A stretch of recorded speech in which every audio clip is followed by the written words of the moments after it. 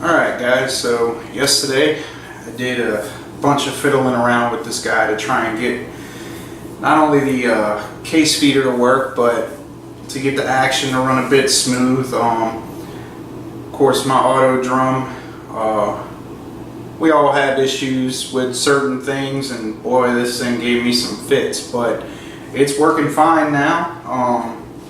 I got some 8208 XBR in there at 23 grains, and I'm using my Lee beam scale because my the current digital scale that I have, it goes too wonky sometimes. And I'll show you guys here. As you can see, she is measuring perfectly, and she's been that way ever since last night. So alright, now Walter Davis, this one's for you, buddy. We're gonna try and see if we can't get her to run a little bit. We talked about some of the other things in the other video about what I did as far as my Loadmaster goes.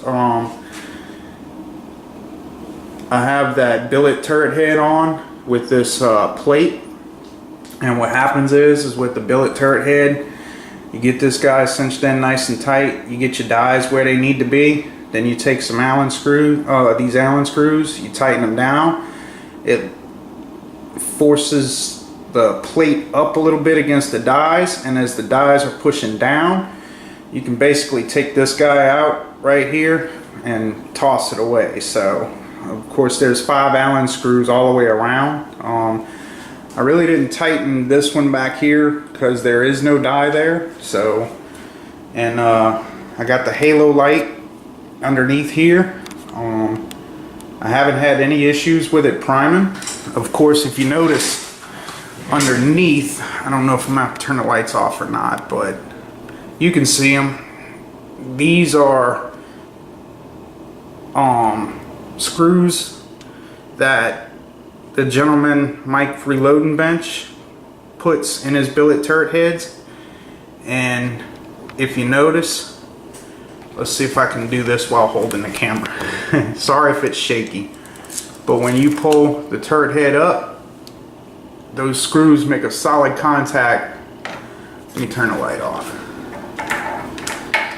Alright, you see how those screws make a solid contact with the shell plate. So on the back side here, where you notice that the screws look a little bit different. Well, what he's done is he shaved those down using a CNC machine back here.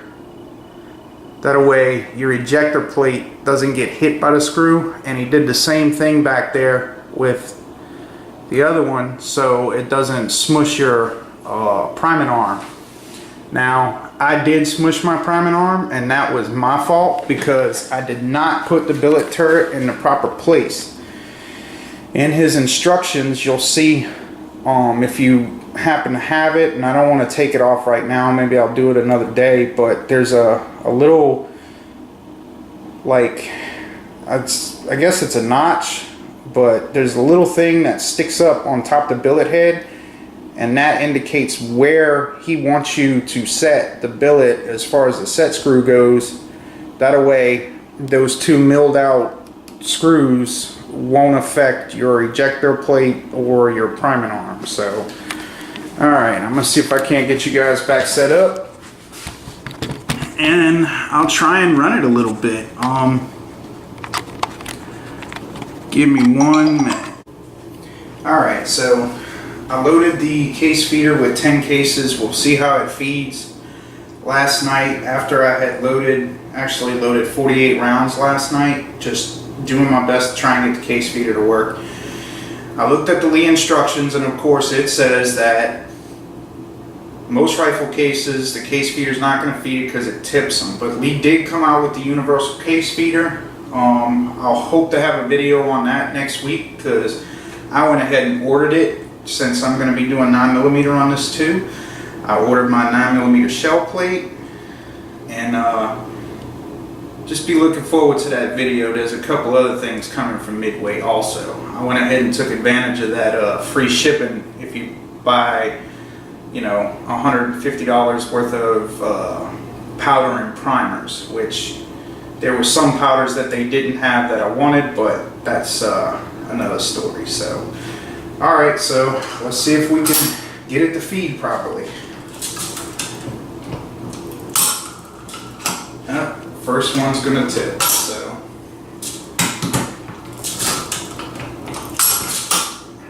It seems if I move it a little faster, when it's dropping it to feed it, I can get it to work right, but I definitely have to watch what I do, because one thing I've noticed is if I move it too quick, I'm using 8208 XBR, so of course we know that's extruded powder, and it'll seem to tip it, like not tip the case, but the case moves so much where it'll literally fling powder out of it. So let's see what happens.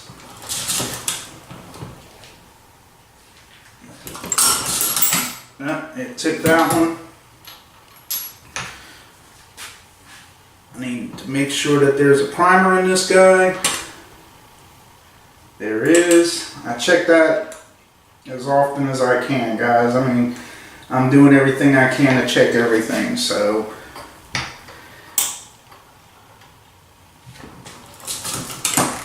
Powder drop, I can hear it. See, we moved that one pretty good without flinging powder out, so. Bullet seating. It's pretty straight. Powder drop, I can hear it. There we go. So if I move it a little quickly on the downstroke to try and get that case out so the next case can't hang it up, it seems to work pretty well. So next bullet. Listen for the powder drop. Got it. Move a little quickly. Set the case perfectly again. So I don't know if you guys can see it back there, but there it is. It's ready to be pushed in. It's not, the next case isn't touching the one in front of it. I have it working really, really well. And then like I mentioned on the plate itself, you can see every point on the shell plate all the way around where the screws are touching, and this thing is as straight as it's gonna get. And all of my cases are coming out right at 2.251. So of course, you know, 2.250 is where I would want it to be ideal, but they are all exact as far as where they're getting seated.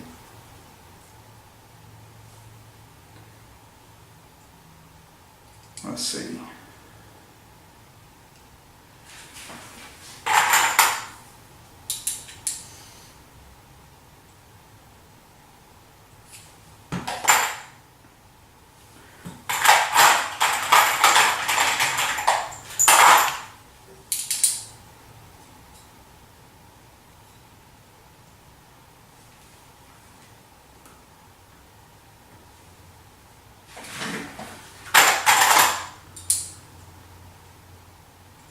Yep, it's working, so. Alright. Go for the next one.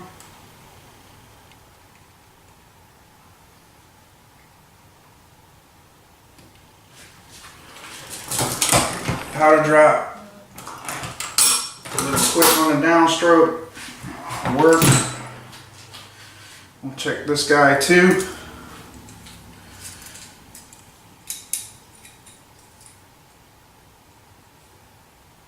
Alright, something changed, so right now it's seating pretty low. I mean, a little too high. Maybe fiddling around with it yesterday. So, what we'll do is we will pull out the rod.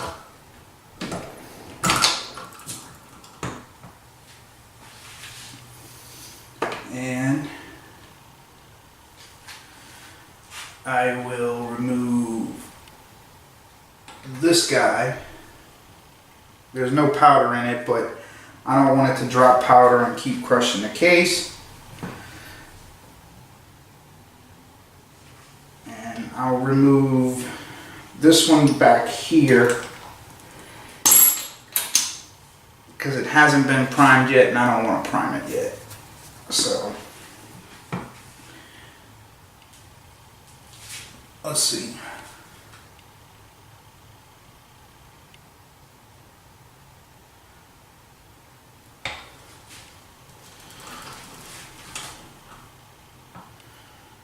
Alright, so I'm gonna, alright. So the case feeder dropped it correctly. I'm gonna have to pay attention to what I do with that. So I forgot to turn it off. But it is working. It's working extremely well. Yeah, see. Alright, it's now seating at 2.264, and I noticed that I didn't have this guy tight, and I'm pretty sure that has a lot to do with everything going on yesterday, me trying to mess with this case feeder and get it working properly and all that other good stuff. So I'm gonna just take the rest of them out and then I'll get this thing sitting right again and we'll go from there. Alright fellas, I'm sorry about that. I should have checked that before I started the video. So that's a learning experience. I'm looking for the word.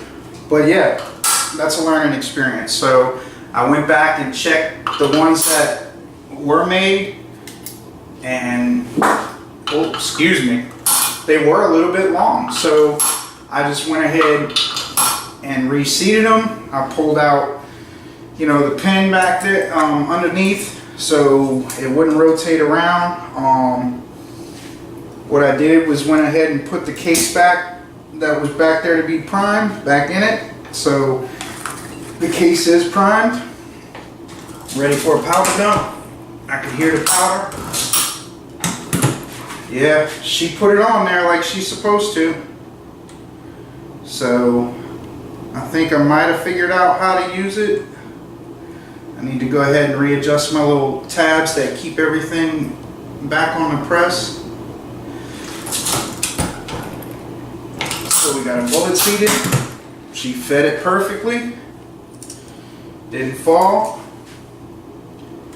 I should have checked this before this, but or not let it rotate, but it is what it is. Alright. So now, I don't know if you guys can see that, but 2.249. This is the 68 grain bowtail hollow point by Hornady. So sometimes these points, you know, you're never going to get them exact. I don't have the bullet comparator tool and all that other stuff to check the ogive, and you know, if I was getting like really consistent trying to shoot long range, I guess I would go for that machine, that tool, but right now it's not one that I have in my arsenal. So we're going to see the primer. Remove the next case with no problem. Drop that bad boy out. Yes, there is powder in there. I mean, there's a primer in there. I heard the powder drop. See, it just flung a little bit of powder because of the motion that I went with, but that's something I gotta learn. And yep, there's powder in there. The powder's right below the neck.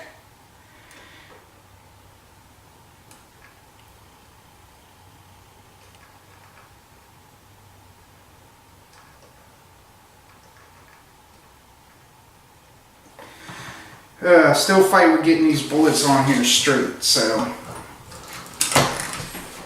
Powder drop. Yeah, it's flinging powder again. But, like I said, I think that's because of my motion. So, there's powder in there.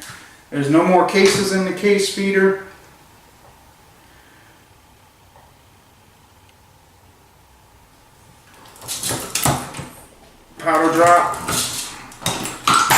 Yeah, if I take it a little bit slower on that way, when it starts to engage the rod to push the plate around,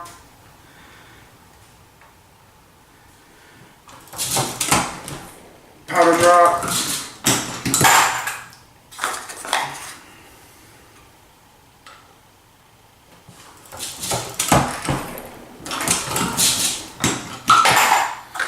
It's one of those tricky things because if you're trying to get it to feed a case properly and there's a certain motion you got to go with, well, of course that motion's going to affect the powder as well. So, but let's see where we're at.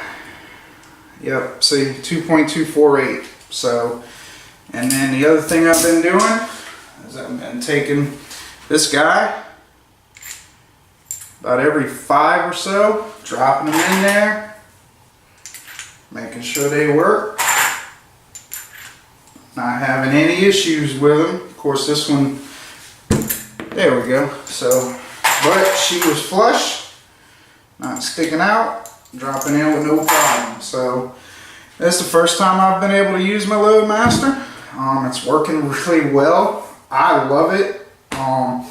There's probably a few things I need to go in there and do and clean up a little bit. Like if you see the videos, you got guys that'll show you how to get this guy working smoothly. As a matter of fact, I used a piece of 1500 grit sandpaper with a little bit of CLP on this guy because it was really, really rough. So I think a combination of that and the top up here was rough as well, was causing cases to stick. So I went ahead and sanded that down with a little bit of sandpaper as well. Of course, I didn't do it while the press was completely set up. So the other thing I made the mistake of was putting the moly grease on the ram, and my goodness, did it cake it up. And so yesterday I spent probably a good hour and a half getting all that crap off of there. And once I had it cleaned off, I used just a little bit of CLP on it and it's running smooth. So there's a couple of videos also on how to get the a little more smoothness whenever the plate rotates. So I'll probably check those videos out and see what I can do about that. So just wanted to show you guys Mr. Walter Davis. I know you asked me about this, so that's what I'm gonna do. And if you notice, I just noticed this, and I'm gonna double check all my rounds, but I have been looking at them. But look, she flipped the primer. See if y'all can see that. Yep, it flipped the primer. Not sure where that happened, but that's something definitely got to pay attention to. So, alright guys, talk to y'all later.